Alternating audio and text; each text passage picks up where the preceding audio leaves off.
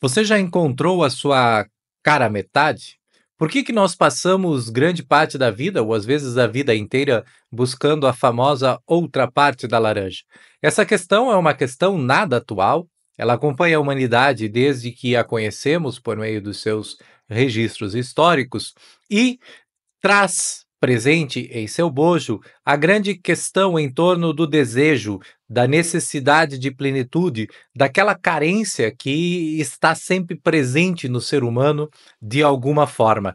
E vai muito além da mera preocupação em encontrar o parceiro ou a parceira ou os parceiros ideais para a vida e que, mesmo assim, sempre permanece, sempre deixa aquele sentimento, aquela noção de que ainda nos falta algo, ainda nos falta alguém, ainda nos falta uma parte. Platão utiliza essa ideia no livro O Banquete por meio do mito do andrógeno para explicar, inclusive, a necessidade de plenitude e as muitas formas de amor entre os seres humanos. De acordo com o mito do andrógeno, no início da humanidade, os seres humanos eles eram de três tipos. Eles eram todos seres com quatro braços, quatro pernas, duas cabeças e um só corpo. E esse corpo ele era circular. O próprio círculo aqui dá a ideia de finitude, de completude. A gente conhece que na geometria o círculo é considerado a fórmula geométrica perfeita. Ocorre que esses seres eles começaram a ficar muito poderosos e a ameaçar os próprios deuses. Então, Zeus, um deus superior, decide castigar esses seres e tomar uma atitude para evitar que esses seres ameaçassem os deuses superiores. Para isso, Zeus parte ao meio estes seres, né? Esses seres eles se davam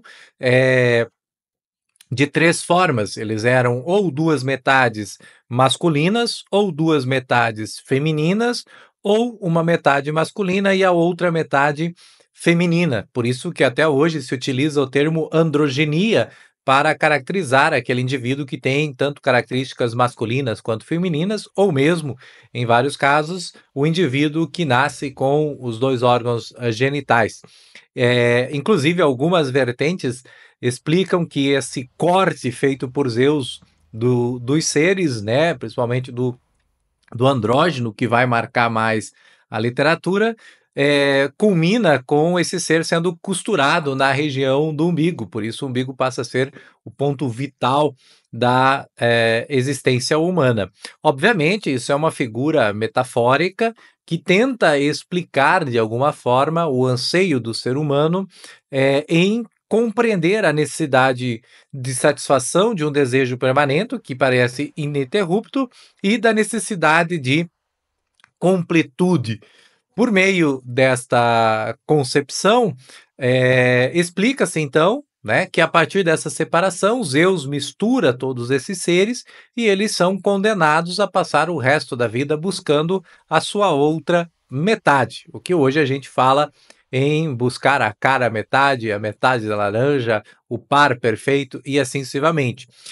Muito além de permanecer apenas no âmbito da explicação do desejo, do amor, da atração, da necessidade da plenitude, esse mito nos ajuda a compreender o ser humano como seres dividos, como seres separados. E uma outra reflexão possível é a de que os deuses tenham, de fato, obtido o seu sucesso, pois ao separar o ser humano e condenando-os a viver separado, nessa ausência, né, da satisfação, nessa presença constante da necessidade de satisfazer o desejo, da necessidade de completude, nós, na maioria das vezes, ao invés de buscarmos nos completar, ou seja, de buscarmos a união, que seria o impulso vital inicial, acabamos por reforçar as divergências, reforçar as diferenças. Isso explica também, de alguma forma, por que que algumas pessoas de imediato nos atraem, porque nos identificamos com algo